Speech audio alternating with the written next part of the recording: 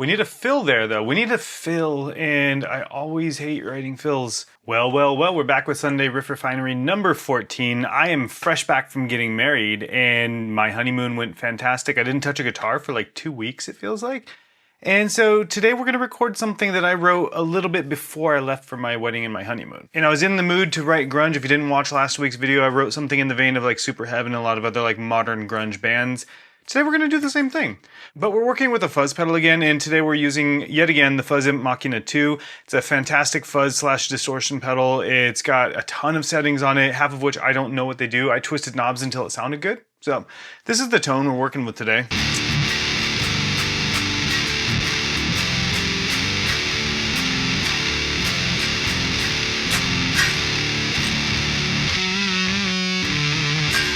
So that's the tone that inspired an entire couple of riffs for me, actually, and we're going to record them today. I just recorded some scratch takes of them last time I sat down, which was, again, like 2 weeks ago. And now I actually want to finish these because they sound sick. I didn't write any drums or bass or anything like that for it yet. But as usual, for the past few of these Sunday Riff Refineries, I am using my GOC Guitars Illumina Modern, and I am using it in the coil tap position. So the bridge humbucker is coil tapped right now to be a single coil-like sound. And then y'all will notice this as well. I did end up caving and buying one of those Performax things because I hunch over my guitar so much that my back is just killing me after I do one of these sessions that ends up being like an hour or two long, which you guys only see like 10 to 20 minutes of it, but I'm sitting here for a long time. And this thing, honestly, I am not sponsored. They don't even know that I have this, but this thing is fantastic and has helped my back already so much from jamming with it. And I've attached it to this, my 8-string. I've attached it to the bass. Like, these things are great. So if you were on the fence about these, grab one. They're fantastic. All right, so up here in Logic, I've got the metronome set to 146 BPM. That's just kind of what felt right to me. And I did mess with the metronome sound a little bit. Hopefully it's not so bad for all of y'all listening to me track these. I will figure out a way to route my audio into OBS at some point that doesn't have the metronome in it for you. But for now, this is what we get. So the riff that we're working with today is pretty simple.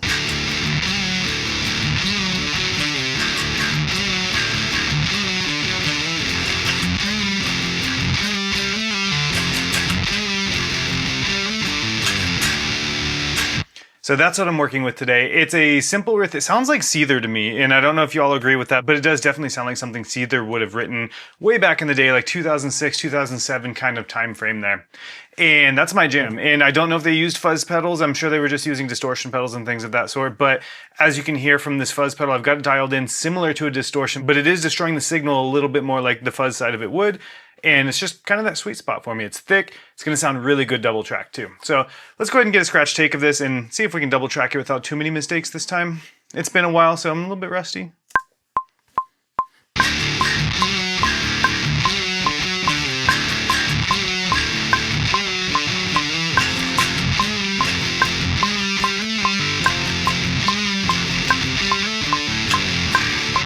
All right, that's take 1-ish. We'll see if we can double track that. That's usually how I gauge. If I can double track and it doesn't sound like crap, then we'll be good to go.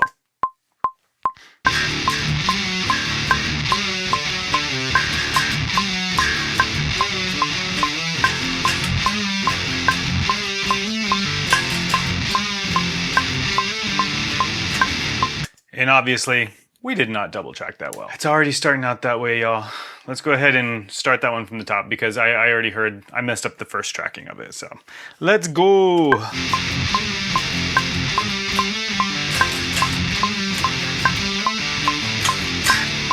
Okay, we got two takes there. That sounded good, but now we need to do the same thing, but the way that's ending right now is I want it to end with a, because that'll lead into the next section for us. So let's go ahead and track that.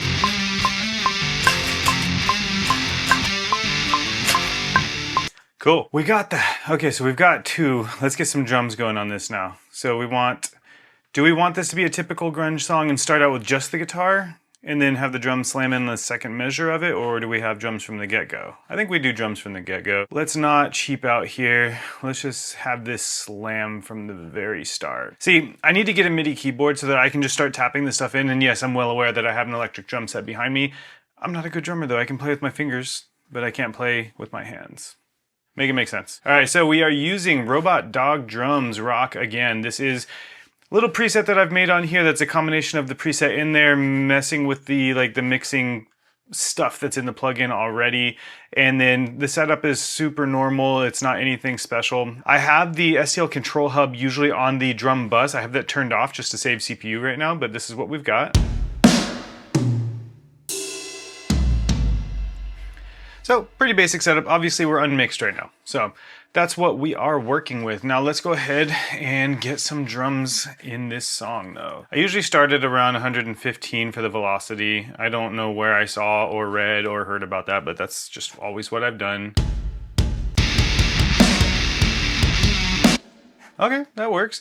I think this immediately needs just some crashes.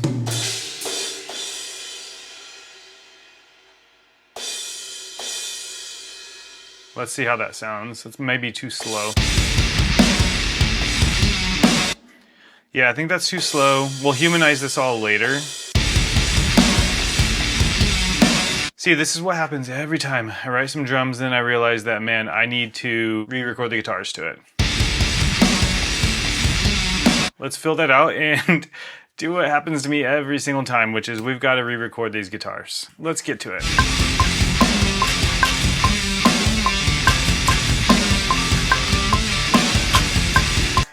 Okay, there's the first one. You know, maybe the drums need to be a little bit more simple. Let's take these and copy them to the next measure. And I think we're gonna do just something way more simple for these ones. So we're just gonna delete some of these kicks. So there we go. Okay, so no cymbal there. Okay, let's go ahead now and we'll move over and record the same riff over the other one, but it's a little bit more intricate on the drums, and so we just need to retrack that again, yet again. Oh my god.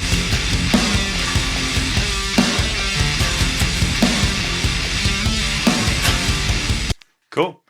So we've got it. That's the first two sections now. So what do we want to do for the next one? We need, that's the verse is what I want that to be. So now I need a pre-chorus leading up into a chorus.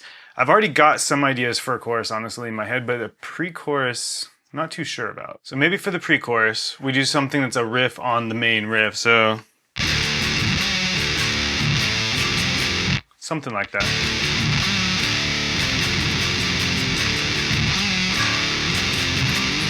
Does that work? That might work. So that's like a Linkin Park kind of thing there, is you just drag out that Everlong chord, and then the drums could be doing the fill there. And I do that a ton in this style of music when I'm writing it, but the drums could do a fill where the...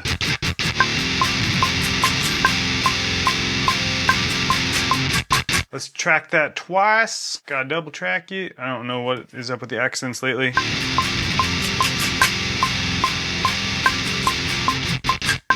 Okay, that shall work. Now we need drums for that too. Honestly, the same drum track that I did for the verse would still fit. That actually sounds kind of cool. So let's go ahead and get some cymbals in there. I think that works. Copy pasta, because I can't think of something else to put there. But we do need some different way to end it, because it's going into the chorus now. Yeah, we gotta get rid of all of that. Okay, so that's gonna fit right at the very end, and we'll do... And then we need a slightly more open hi-hat. No, let's do crashes there, honestly. What if those were just all snares? Okay, I think that works. Do we want the kicks though, or do we want that on the toms?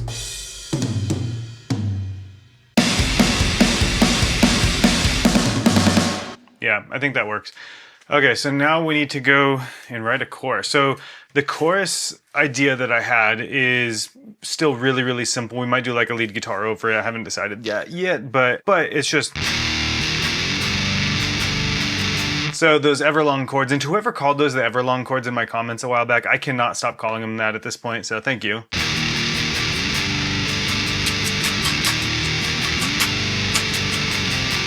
So I think that fits pretty well. It's a very like Chevelle slash, you know, bands of that era kind of chorus, and I like it. And let's go to a click first, but we might have to redo it when we write drums.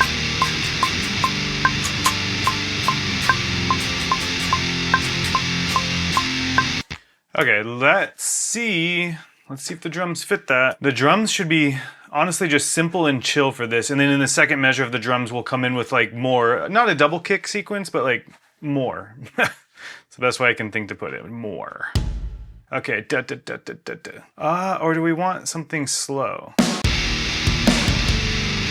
Yeah, we'll go slow like that. And then we need just some good old crashes. Let's go ahead and paste that and see how that sounds.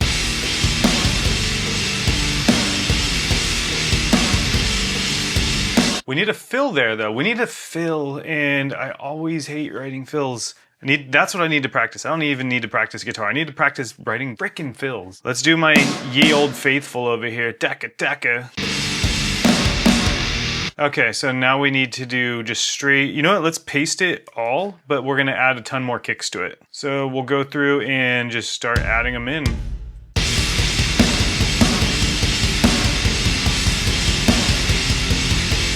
And I think that works with that fill. Let's try it on the toms though.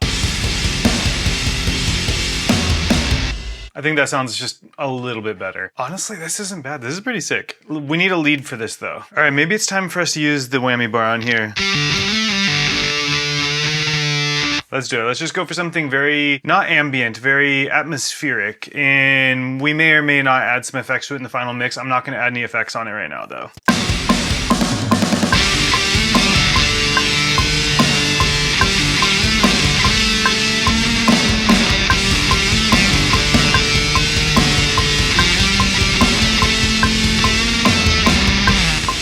I think that actually sounds pretty cool. Let's go ahead and drag this all and do a second round of the chorus. All right, that all sounds sick, but now we need some bass in here. I'm actually really stoked to get bass on this track.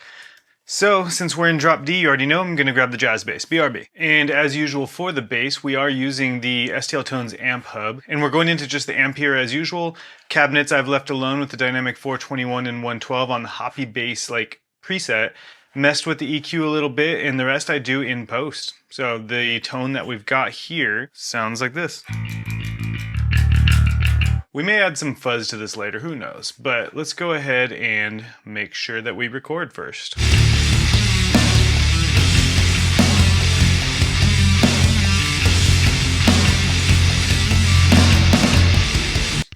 All right, so I recorded it two different ways there just so I have the choice of which one I like more once we do the final mix down of the song. All right, I'm excited for this next piece to see how it sounds.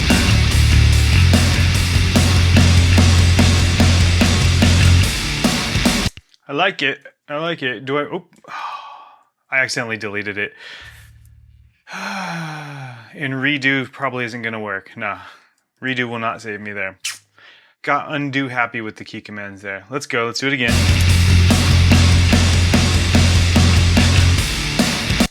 Cool, we got it that time. We got it that time. All right, the chorus. Maybe I'll do the chorus in just one long, continuous chorus. Nah. All right, so for the third time, my camera has overheated, and I just finished up recording the bass there, so there was only just the second tracking, and I just literally drug it over. Copy pasta, you know how the whole thing goes. But that is it. That is Sunday Riff Refinery number 14 in the books. We're working with grunge and alt rock and stuff again. I don't know why I'm on this kick lately, but that's where we are. So let's go ahead and take a listen to this final mix that you're going to hear actually mixed and everything. As usual, I'm not mixing it on screen here. So let's take a listen to it.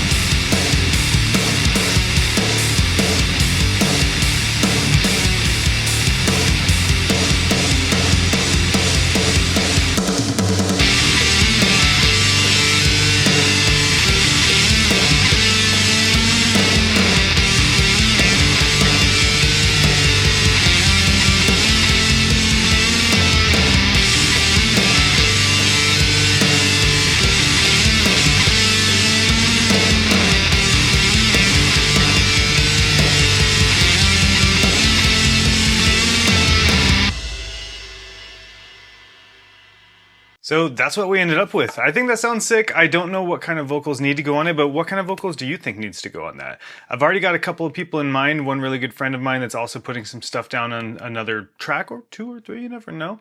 But I don't know. I'm stoked on this as usual. Say that every single time. But if you're stoked on this, make sure you hit subscribe, hit that like button. Let me know that you want to see more videos like this. People seem to have liked the last one of these where I did like a grunge style to it. So maybe I'll keep doing grunge. But I can almost bet you money that next week's is going to be a metalcore song. So stay tuned for some more metalcore too. And again, thank you as always for watching, especially if you got this far into the video. It helps a ton. All of my affiliate links and everything are down below for any of the partners that I work with. If you use any of those links, that helps me greatly to, keep doing this and try and make a career out of music somehow, some way. We're figuring it out though, But until next time, thank you again for watching. Peace and love, and I'll talk to you in the next one.